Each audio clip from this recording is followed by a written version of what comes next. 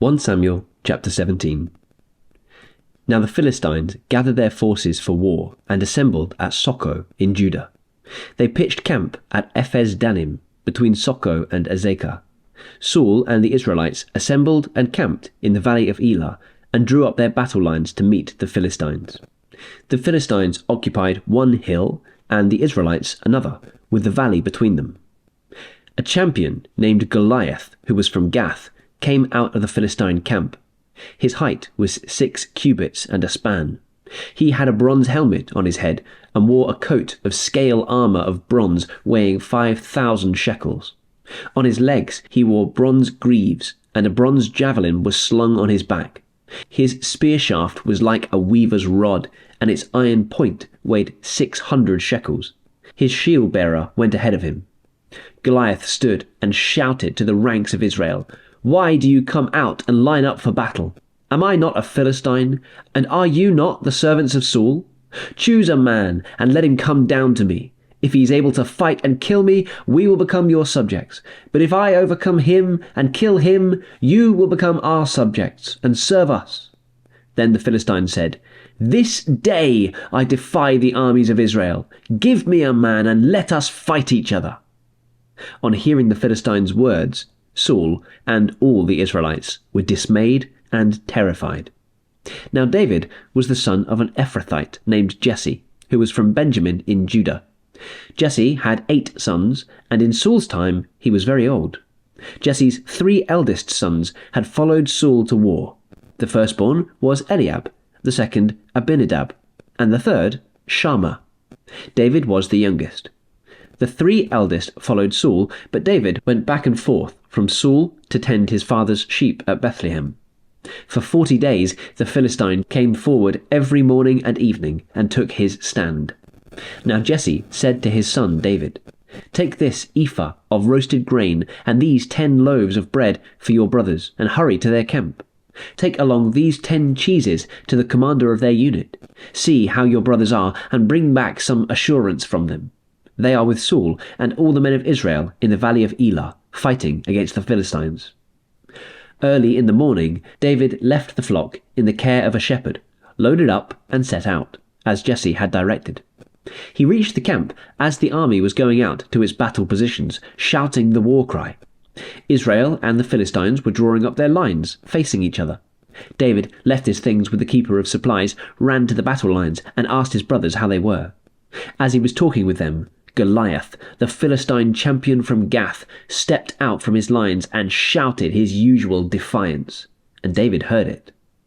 Whenever the Israelites saw the man, they all fled from him in great fear. Now the Israelites had been saying, "Do you see how this man keeps coming out? He comes out to defy Israel. The king will give great wealth to the man who kills him. He will also give him his daughter in marriage, and will exempt his family from taxes in Israel." David asked the men standing near him, "What will be done for the man who kills this Philistine and removes this disgrace from Israel? Who is this uncircumcised Philistine, that he should defy the armies of the living God?" They repeated to him what they had been saying and told him, "This is what will be done for the man who kills him." When Eliab, David's eldest brother, heard him speaking with the men, he burned with anger at him and asked, "Why have you come down here? And with whom did you leave those few sheep in the wilderness? I know how conceited you are and how wicked your heart is. You came down only to watch the battle." "Now what have I done?" said David. "Can't I even speak?" He then turned away to someone else and brought up the same matter, and the men answered him as before. What David said was overheard and reported to Saul, and Saul sent for him. David said to Saul, "Let no one lose heart on account of this Philistine. Your servant will go and fight him." Saul replied, "You are not able to go out against this Philistine and fight him. You are only a young man, and he has been a warrior from his youth." But David said to Saul, "Your servant has been keeping his father's sheep. When a lion or a bear came and carried off a sheep from the flock, I went after it, struck it, and rescued the sheep from its mouth. When it turned on me, I seized it by its hair, struck it, and killed it. Your servant has killed both the lion and the bear. This uncircumcised Philistine will be like one of them, because he has defied the armies of the living God.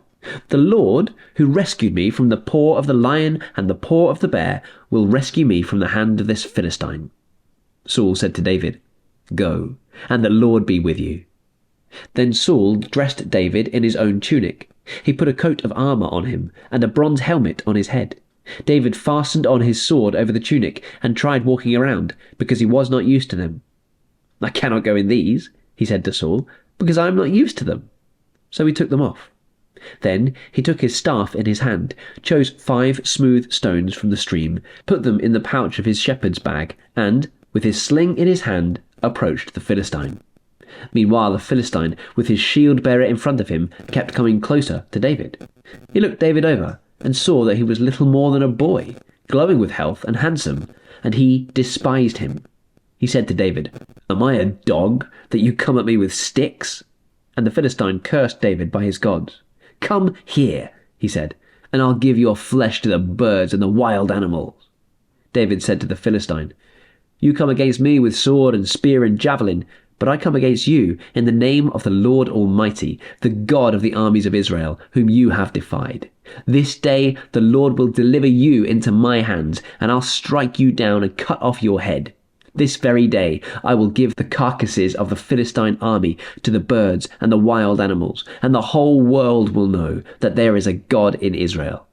All those gathered here will know that it is not by the sword or the spear that the Lord saves, for the battle is the Lord's, and he will give all of you into our hands." As the Philistine moved closer to attack him, David ran quickly towards the battle line to meet him. Reaching into his bag and taking out a stone, he slung it and struck the Philistine on the forehead.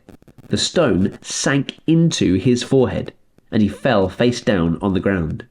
So David triumphed over the Philistine with a sling and a stone. Without a sword in his hand, he struck down the Philistine and killed him. David ran and stood over him. He took hold of the Philistine's sword and drew it from the sheath. After he killed him, he cut off his head with the sword. When the Philistines saw that their hero was dead, they turned and ran. Then the men of Israel and Judah surged forward with a shout and pursued the Philistines to the entrance of Gath and to the gates of Ekron. Their dead were strewn along the Shaaraim road to Gath and Ekron. When the Israelites returned from chasing the Philistines, they plundered their camp. David took the Philistine's head and brought it to Jerusalem. He put the Philistine's weapons in his own tent. As Saul watched David going out to meet the Philistine, he said to Abner, commander of the army, "Abner, whose son is that young man?" Abner replied, "As surely as you live, your majesty, I don't know." The king said, "Find out whose son this young man is." As soon as David returned from killing the Philistine, Abner took him and brought him before Saul, with David still holding the Philistine's head. "Whose son are you, young man?" Saul asked him. David said, "I am the son of your servant Jesse of Bethlehem."